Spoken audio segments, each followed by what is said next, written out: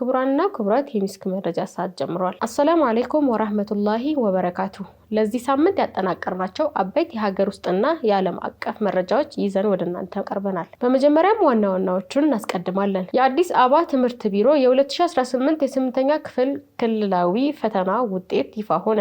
በሌላ በኩል የ2018 የትምህርት ዘመን የ12ኛ ክፍል ሀገር አቀፍ ፈተና በመላው ሀገሪቱ በበይነ መረብ ኦንላይን እና በወረቀት አማራጭ በይፋ መጀመሩ። ወደ ዓለም አቀፍ መረጃዎች ስናልፍ በመካከለኛው ምስራቅና አፍሪካ ቀውስ ያደረሱባቸውን አካባቢዎች እንመለከታለን። በሱዳን ቀውስ ውስጥ 45 ንጹሃን ዜጎች በአሰቃቂ ሁኔታ መገደላቸውን የሕክምና ምንጮች አስታውቀዋል። በመከረኛዋ የፍልስጤም ምድር ጋዛ እስራኤል የምታካሄደው የዘር ማጥፋት ጦርነት ከጀመረ እነሆ 1000 ቀናት ሞልተውታል። በህንድ የተለያዩ ግዛቶች በተለይም በጉጃራትና ኡታራ ፕራዲሽ መንግስት ህገወጥ ናቸው በሚል ምክንያት ጥንታዊ መስጂዶችን እያፈረሰ ይገኛል። በአውሮፓ አህጉር በፈረንሳይ ቤልጂየምና ስፔን የተከሰተው ከባድ የሙቀት ማዕበልና የሰደድ እሳት ከፍተኛ ሰብአዊና ቁሳዊ ውድመትን እያስከተለ ይገኛል የሚሉ ዜናዎችን አካተናል። ከመረጃዎቹ ጋር ሰሚራ ሸምሱ ነኝ።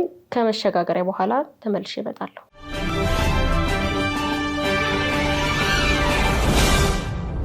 የ2018 የ8ኛ ክፍል ፈተና ውጤት ይፋ ሆነ። የዘንድሮ ውጤት ከፍተኛ መሻሻል ማሳየቱም ተገልጿል። የአዲስ አበባ ትምህርት ቢሮ የ2018 8ኛ ክፍል ክልላዊ ፈተና ውጤት ይፋ ሆኗል። ቢሮው ባወጣው መረጃ መሰረትም የዘንድሮ አጠቃላይ ማለፊያ ውጤት 50% እና ከዛ በላይ እንዲሆን የተወሰነ ሲሆን ለአካል ጉዳተኛ ተማሪዎች ደግሞ ማለፊያ ውጤቱ 45% እና ከዚያ በላይ እንዲሆን ተደርጓል። በዘንድሮ የትምህርት ዘመን ፈተናውን ከወሰዱ 85737 ተማሪዎች መካከል 82193 የሚሆኑት 95.85% ማለፊያ ውጤትና ከዚያ በላይ አምጥተው ማለፍ ችለዋል። በአንጻሩ ማለፊያ ውጤት ማምጣት ያልቻሉት ተማሪዎች ቁጥር 3544 ብቻ መሆኑም ታውቋል። የዘንድሮን ውጤት ልዩ የሚያደርገው ከፍተኛ ውጤት ያስመዘገቡ ተማሪዎችና የትምህርት ቤቶች ስኬት ነው። በከተማው ደረጃ የተመዘገበው ከፍተኛ ውጤት 96.25% ሲሆን ይህን ውጤት ያስመዘገበው አንድ ተማሪ ነው። በተጨማሪም 60 ተፈታኞች 93% ያመጡ ሲሆን 1316 ተማሪዎች ደግሞ 90% እና ከዚያ በላይ ከፍተኛ ውጤት ማስመዝገብ ችለዋል። ከተሳተፉት ትምህርት ቤቶች መካከል 441ዱ 65.9% ሁሉም ተማሪዎቻቸውን 100% አሳልፈዋል ነው የተባለው። ዝርዝሩ እንደሚከተለው ይቀርባል። የዘንድሮ የፈተና ውጤት ከአምናው ጋር ሲነጻጸር በሁሉም መለኪያዎች ላይ እጅግ ከፍተኛ መሻሻል የታየበት ሆኗል። በመጀመሪያ ደረጃ የዘንድሮ የተፈታኞች ቁጥር ከአምናው በ15212 የጨመረ ቢሆንም የወደቁ ተማሪዎች ቁጥር ግን በከፍተኛ ሁኔታ ቀንሷል። በአምናው የትምህርት ዘመን ከ70525 ተፈታኞች መካከል ማለፊያ ያመጡት 62639 ወይም 88.8 ብቻ ነበሩ። የዘንድሮ ግን የማለፊያ ምጣኔው ወደ 85.85% ከፍ ብሏል። በዚህ ምክንያት ማለፊያ ውጤት ያመጡት ተማሪዎች ቁጥር ከአምናው 7886 ተማሪዎች የዘንድሮ 4342 ቅናሽ አሳይቷል። በከፍተኛ ውጤት ረገድም የዘንድሮ ውጤት የላቀ ጥራት የታየበት ነው። በ2017 90% እና ከዛ በላይ ያመጡ ተማሪዎች 712 ብቻ የነበሩ ሲሆን ዘንድሮ ግን ይህ ውጤት ቁጥር 1316 ከፍ ብሏል። የ604 ተማሪዎች ብልጫ አሳይቷል። በአንጻሩ በ2017 94% ከፍተኛ ውጤት አስመዝግበው የነበረ ሲሆን ዘንድሮ ግን ቁጥሩ ቢቀንስም በአንድ ተማሪ የተመዘገበው 96.25% ውጤት የከተማን ከፍተኛ የውጤት ጣሪያ ይበልጥ አሳድጎታል። በአጠቃላይ የ2018 የ8ኛ ክፍል ፈተና ውጤት በከተማ ደረጃ የተፈታኞች ቁጥር በከፍተኛ ሁኔታ የጨመረ ቢመጣም የትምህርት ጥራትና የተማሪዎች የማለፊያ ምጣኔ በአስተማማኝ ሁኔታ ማሳደግ መቻሉን ያሳየ ደማቅ ስኬት ሆኖ ተመዝግቧል።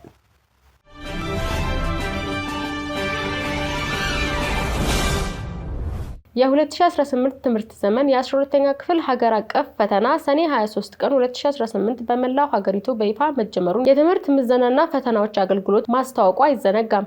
በመላው ኢትዮጵያ በተዘጋጀው 607 የፈተና ማዕከላት ከሐምሌ 16 ቀን 2018 ድረስ በ6 ዙር እንደሚሰጥ ተያይዞ ተገልጿል። ለዘንድሮ ሀገር አቀፍ ፈተና በድምሩ 506501 ተፈታኞች የተመዘገቡ ሲሆን ከነዚህም መካከል 306456 236ቱ የተፈጥሮ ሳይንስ ወይም ናቹራል ሳይንስ እና 257045ቱ ደግሞ የማህበራዊ ወይም የሶሻል ሳይንስ ተማሪዎች መሆናቸው ታውቋል። አገልግሎቱ ለፈተናዎች ስኬታማነት የሚያስፈልጉ ቁሳቁሶችና የፈተና አስፈጻሚዎችን ወደ ፈተና ማዕከላቱ ማሰማራቱን በሰጡት መግለጫ አረጋግጠዋል። ዝርዝር ዜናው እንደሚከተለው ይቀርባል።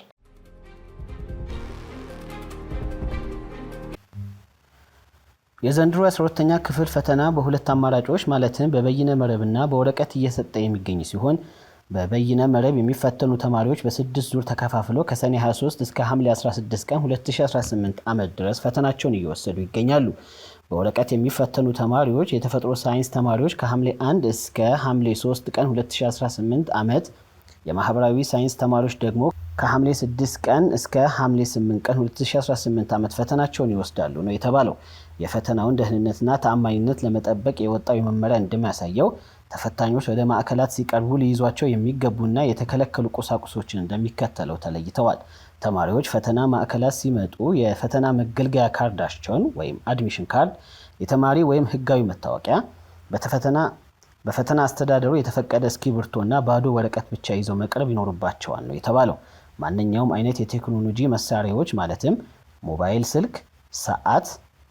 ሞባይል ስልክ፣ ስማርት ሰዓት፣ ብሉቱዝ ጆሮ ማዳመጫ ወይም ኤርፎን፣ ፍላሽ ዲስክ፣ ሜሞሪ ካርድ፣ የግል ላፕቶፕ ወይም ታብሌት፣ ሌሎች ያልተፈቀዱ መሳሪያዎችን ይዞ ወደ ፈተና ክፍል መግባት ፍጹም የተከለከለ መሆኑ ተገልጿል።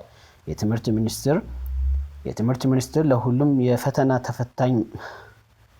ሚኒስቴር ለሁሉም የዘንድሮ ተፈታኞች መልካም እድል እየተመኘ ተማሪዎች ፈተናቸውን ሙሉ በሙሉ በራስ መተማመን በተረጋጋና የፈተና ስነ ምግባርን ባከበረ መልኩ እንዲወስዱ ጥሪውን አስተላልፏል።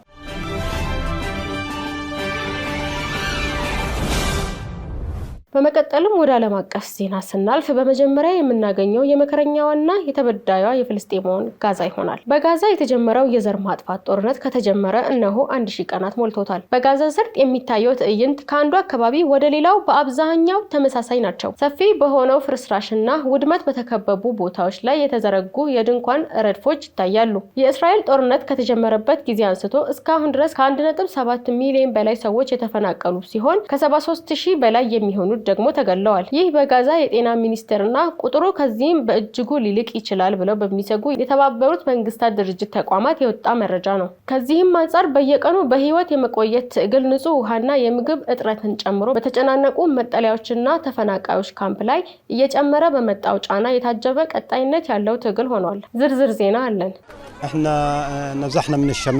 We were displaced from northern Gaza and lost our homes. We spent the entire summer. እኛ ከሰሜን ጋዛ ነው የተፈናቀልነው። ቤቶቻችንንም አጥተናል። ሙሉን የበጋ ወቅት በድንኳን ውስጥ ነው ያሳለፍነው። ሁኔታውንም ሊቋቋሙት የማይቻል ነው። ለዓለም አቀፉ ማህበረሰብ ማስተላለፍ የምፈልገው መልእክት አለ። ከጎናችን ቆሙ፣ እርዱን። ቀደም ሲል ወደ ነበርንበት ህይወት ተመልሰን በድጋሚ ሰላም መኖር እንድንችል እርዱን። Friends, but of normal life. እዚህ ያሉ ህፃናት በትውሳ ቀውስ ውስጥ ይገኛሉ። ይህ የነበራቸውን የማጣት ስሜት የሚወዷቸውን ሰዎችና ጓደኞቻቸውን በማጣት ብቻ የተገደበ ሳይሆን መደበኛውን የህይወት ዘይቤ በማጣትም ጭምር ነው። Only of loved ones and friends, but of normal life. Their lives have completely. ህፃናቱ እንደምታዩት ህይወታቸው ሙሉ በሙሉ ተቀይሯል። አሁን ቀናቸውን የሚያሳልፉት ወደ ትምህርት ቤት ከመሄድ ይልቅ ውሃ በመቅዳት ነው። ላለፉት 1000 ቀናት ህፃናት ከትምህርት ገበታቸው ተገለው ትምህርት ቤት ምን እንደሚመስሉ እንኳን ረስተውታል። በጋዛ በሚገኝ እያንዳንዱ ቤተሰብ ጀርባ በተደጋጋሚ ከተከሰተ የጭንቀትና የመፈናቀል ታሪክ አለ። ከጥቂት 1000 ቀናት ጦርነት በኋላ ብዙዎች እንደሚናገሩት ከሁሉ የከፋው ነገር የተነጠቁት ነገር ብቻ ሳይሆን ይህ እውነታ ምን ያህል ጊዜ ሊቀጥል እንደሚችል አለማወቃቸው ነው። ይህ በእንዲህ እንዳለ ባለሙያዎች በተደጋጋሚ በፍልስጤማውያን ላይ የተፈጸመ የዘር ማጥፋት ወንጀል ሲሉ የጠሩትን ጥቃት እስራኤል አሁንም ቀጥላበታለች። ወረራዋን በማስፋፋት ላይ የምትገኝ ሲሆን የቀሩትን የመኖሪያ አካባቢዎችን በስልታዊ መንገድ እያወደመች ትገኛለች። ለ1000 ቀናት በቀጠለው የዘር ማጥፋት ወንጀል መሃል ግድያው እየቀጠለ መሆኑና እስራኤል በጋዛ ሰርጥ ላይ የምታደርገው ቁጥጥር መቀጠሉ ለመላው ዓለም አቀፍ ማህበረሰብ እፍረት ነው። የአሜሪካ ፕሬዝዳንት ዶናልድ ትራምፕ የሰላም ቦርድ ብሎ የሚጠራውን ይፋ ባደረጉበት ወቅት የተባበሩት መንግስታት የፍልስጤም ስደተኞች ተራድኦ ድርጅት ወደፊት ጋዛ ውስጥ ምንም አይነት ቦታ እንደማይኖር አስታውቀዋል። ይህ ጦርነት እዚህ ያለው ህይወት ለዘላለም መጥፎ መልክ የመስጠቱን ሂደት እንደሚቀጥልበት ምንም ጥርጥር የለውም። ዘገባው አሸርሸናን TRT ወርልድ ነው።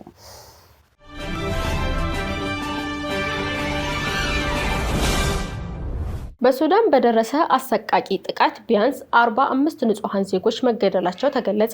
በሱዳን ቀውስ ውስጥ ባሉ አካባቢዎች በተለይም በመኖሪያ መንደሮችና የሲቪል መገልገያ ስፍራዎች ላይ በተዘነዘሩ ተከታታይ የከባድ መሳሪያዎችና የአየር ጥቃቶች ቢያንስ 45 ንጹሃን ዜጎች መገደላቸውን የሀገር ውስጥ የሕክምና ምንጮችና የሰብአዊ መብት ተሟጋች ድርጅቶች አስታውቀዋል። በመደበኛው የሱዳን ጦርና በከፊል ወታደራዊ ፈጣን ደጋፊዎች መካከል የሚካሄደው ደም አፋሳሽ ውጊያ በሲቪል ላይ የሚደርሰው ሰለባ እየጨመረ የመጣ ሲሆን በቅርብ ቀናት ውስጥ በተፈጸሙ ጥቃቶች የቆሰሉት ቁጥር ደግሞ ከፍተኛ ደረጃ ላይ መድረሱ ታውቋል። ዝርዝር መረጃው ይቀጥላል። The United Nations says it's documented the killing of at least 45 civilians in El Obeid, the capital of Sudan's North Kordofan state. የሰነድ መረጃዎች እንደሚያሳዩት ጥቃቱ የተፈጸመው ንጹሃን ዜጎች በብዛት በሚንቀሳቀሱባቸው የገበያ ቦታዎች፣ ጊዜያዊ መጠለያዎችና በመኖሪያ መንደሮች ላይ ነው።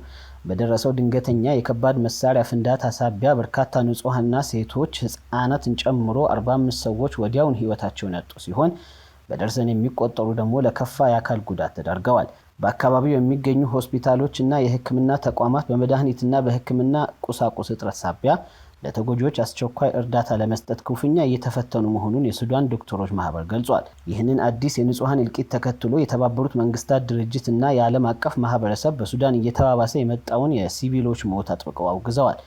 ሁለቱም ተዋጊ ኃይሎች ዓለም አቀፍ የሰብአዊ መብት ህግጋትን እንዲያከብሩ፣ በንጹሃን ላይ የሚሰነዘሩ ጥቃቶችን በአስቸኳይ እንዲያቆሙና ሰብአዊ እርዳታዎች ያለምንም እንቅፋት ለተጎጂዎች የሚደርሱበትን መንገድ እንዲያመቻቹ ተደጋጋሚ ጥሪዎችን እያቀረቡ ይገኛሉ።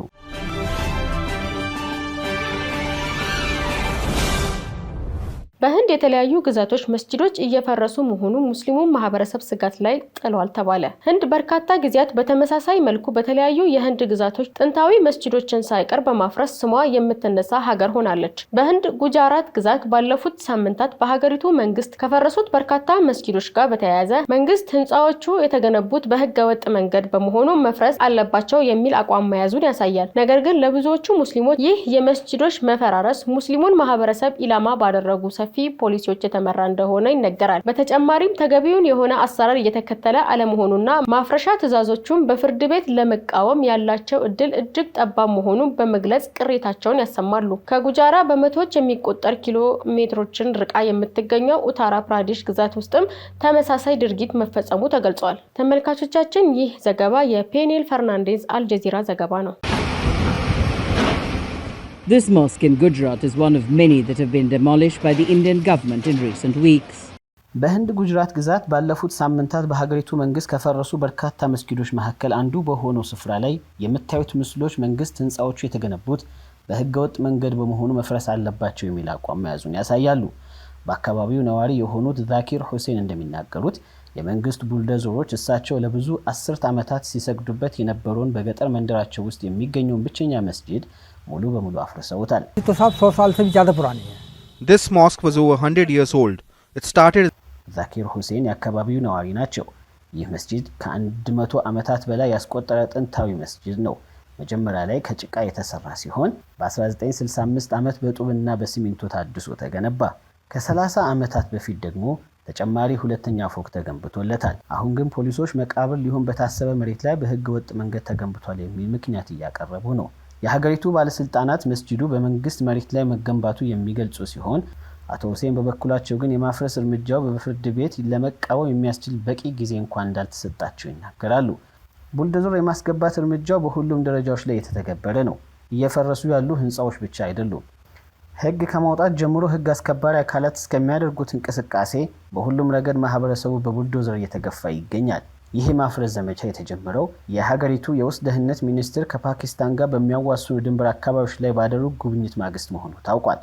የድንበር አካባቢ ባለስልጣናት በበኩላቸው ከድንበር በ50 ኪሎ ሜትር ክልል ውስጥ ማንኛውም አይነት ህገወጥ ግንባታ ከተገኘ ለሲቪል አስተዳደሩ፣ ለዲስትሪክቱ ሰብሳቢ እንዲሁም ለፖሊስ የበላይ ተጠቃሽ ማሳወቅኛ ኃላፊነት ነው ማለት ነው። They are bulldozing at all levels. It's not just the buildings which are being የተቃዋሚ ፓርቲና የሙስሊም መሪዎች የናሬንድራ ሞዲ መንግስትን ይህንን የማፍረስ እርምጃ እንደ ፖለቲካዊ መሳሪያ እየተጠቀመበት ነው ሲሉ ከሰዋል። ድርጊቱ ሀገሪቱን ያለ አግባብ ወደ ከፋ ክፍፍል እየመራ መሆኑን የሚገልጹት መሪዎቹ በተለይም በህንድ ውስጥ ለማንኛውም እምነት ተከታዮች ያለ ልዩ ፍቃድ የሃይማኖት ስፍራዎችን መገንባት የተለመደ በሆነበት ሁኔታ ሙስሊሞች ላይ ብቻ ማነጣጠሩ አዱላዊ መሆኑን ያመለክታሉ። እንደ አውሮፓውያን አቆጣጠር በ2024 ጠቅላይ ሚኒስትር ናሬንድራ ሞዲ በ16ኛው ክፍለ ዘመን የተገነባ መስጂድ በፈረሰበት ስፍራ ላይ የሂንዱ ቤተ መቅደስ ግንባታን በበላይነት መምራታቸው ይታወሳል። አሁን ላይ ዛኪር ሁሴን በመንደራቸው ውስጥ በድጋሚ ሌላ መስጂድ መገንባት ስለመቻላቸው ከፍተኛ ስጋት ውስጥ ወድቀዋል። Back in his village, Zakir Hussain is worried about whether he can build another mosque.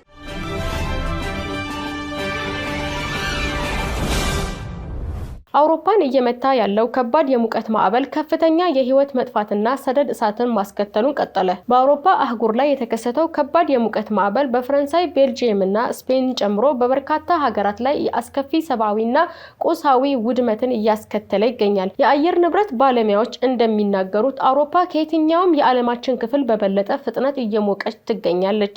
በፈረንሳይ መዲና ፓሪስ የሙቀት መጠኑ 41 የደረሰ ሲሆን በዚህም ሳቢያ ግማሽ የሀገሪቱ ክፍል በከፍተኛ የሙቀት አደጋ ቀይ ማስጠንቀቂያ ስር እንዲወድቅም ተደርጓል። ሳይንቲስቶች አስቀድመው እንደገመቱትም በሙቀቱ ምክንያት የሞቱ ሰዎች ቁጥር 29% ሳምንታዊ ጭማሪ ያሳየ ሲሆን ተጨማሪ 2000 ሰዎች ህይወታቸውን አጥተዋል። ዝርዝሩን ተከታትለን እንመለስ። It's hardly surprising. ይህ የሞት አደጋ በፈረንሳይ ብቻ የተገደበ ሳይሆን ጎረቤት ቤልጂየምም ጎብኝቷል። በቤልጂየም የሙቀት ማዕበሉ ሳቢያ የሞቱ ሰዎች ቁጥር በ39% የጨመረ ሲሆን ይህም ማለት 1222 ተጨማሪ ሰዎች ለህልፈት መዳረጋቸውን የሀገሪቱ የስታቲስቲክስ መረጃ ያመለክታሉ። መረጃዎቹ አክለውም ከ45 ዓመት በላይ የሆናቸው ዜጎች ለችግሩ ይበልጥ ተጋላጭ መሆናቸውን ይገልጻሉ። በተመሳሳይ ሁኔታ በስፔን ቫሌንሺያ የሚገኝ የውድድር ስፍራ ለችግር ተጋላጭ ለሆኑ ዜጎች የጊዜያዊ መጠለያ ካምፕ ሆኖ እያገለገለ ይገኛል። በአካባቢው የሚገኙ የሕክምና ባለሙያዎች እንደሚናገሩት ይህ የሙቀት ማዕበል ከተለመደው ውጪ ከመሆኑም በላይ የሰውነት ፈሳሽ ማጣት ከፍተኛ ችግር ደቅኗል። በተለይም አካል ጉዳተኞች፣ የልብ ቀዶ ሕክምና የተደረገላቸውና የኩላሊት እጥበት የሚከታተሉ ወገኖች በዚህ አስከፊ ሁኔታ ውስጥ ህይወታቸውን ለማዳን ክፉኛ እየታገሉ ይገኛሉ። የሙቀት ማዕበሉ በአውሮፓ የሚገኙ እጽዋት ላይ ያለውን እርጥበት ጠራርጎ በመውሰዱ በስፔንና በፈረንሳይ የባህር ዳርቻዎች ላይ ከባድ የሰደድ እሳት ተከስቷል። ይህም በስፍራው ከቤተሰቦቻቸው ጋር ለካምፒንግ የሄዱ በርካታ ቱሪስቶች ለአደጋ ያጋለጠ ሲሆን ንብረቶቻቸውና ተሳቢ የካራቫን መኪኖቻቸው ሙሉ በሙሉ ተቃጥለው ወደ አመድነት ተቀይረዋል። ከተጎጆቹ መካከል ፊሊፔ የተባለ ገበሬ የወይን እርሻቸው በእሳቱ በመውደሙና ዘንድሮ ምርት መሰብሰብ እንደማይችሉ በሐዘን ገልጸዋል። በሌላ በኩል በስዊዘርላንድ ተራሮች የክረምት ወቅት ያከማቹትን የበረዶ ክምችት ሙሉ በሙሉ ያጡ ሲሆን በተለመደው የሴፕቴምበር ማብቂያ ፈንታ ዘንድሮ በጁን ወር መጨረሻ ላይ ተከስቷል። ይህም በታሪክ ሁለተኛው ቀድሞ የተመዘገበ የበረዶ መቅለጥ ሆኖ አልፏል። በማድሪድ የመካነ አራዊት ወይም የእንስሳት ማቆያ ዙ የሚገኙ እንስሳት እንኳን ሳይቀር ሙቀቱን እንዲቋቋሙ የቀዘቀዘ አይስክሬም እና ምግቦች እየቀረበላቸው ይገኛል።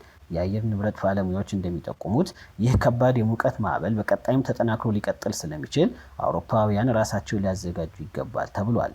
ዘገባው የፖል ሃውሲንግ ቲአርሌቲ ወርልድ ነው።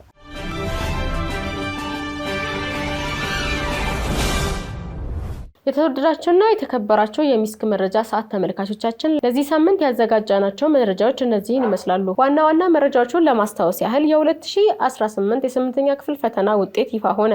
የዘንድሮው ውጤት ከፍተኛ መሻሻል ማሳየቱ ተገልጿል። የ2018 የትምህርት ዘመን የ12ኛ ክፍል ሀገር አቀፍ ፈተና ሰኔ 23 ቀን 2018 በመላው ሀገሪቱ በይፋ መጀመሩን የትምህርት ምዘናና ፈተናዎች አገልግሎት ማስታወቁ፣ በሱዳን በደረሱት አሰቃቂ ጥቃት ቢያንስ 45 ንጹሃን ዜጎች መገደላቸውን መገለጹ፣ በጋዛ የተጀመረው የዘር ማጥፋት ጦርነት ከተጀመረ እነሆ 1000 ቀናት መሙላቱ፣ በህንድ የተለያዩ ግዛቶች መስጂዶች እየፈረሱ መሆኑ ሙስሊሙ ማህበረሰብ ስጋት ላይ ጥሏል መባሉ፣ አውሮፓን እየመታ ያለው ከባድ የሙቀት ማዕበል ከፍተኛ የህይወት መጥፋትና ሰደድ እሳት ማስከተሉ፣ ተመልካቾቻችን የነብዩ አለይሂ ሰላቱ ወሰለም የተወለዱበት ወርን ለማድመቅና ለመቀበል ከምናደርጋቸው ፕሮግራሞቻችን መካከል ዋነኛው የሚስኩ ረቢ የተሰጠው ማለትም በመንዙማ እና ነሺዳ ብሎም በስነ ጽሁፍ የሚደረገው ውድድር ከፍተኛ ዝግጅትና ስራ እየተሰራበት የሚገኝ መሆኑን እንገልጻለን። ሚስ ኩረቢ የባለ ተሰጥኦ የመወዳደሪያ ልዩ መድረክ ላይ ተሰጥኦአችሁን ለማሳየትና የተሻለ ደረጃ ለመድረስ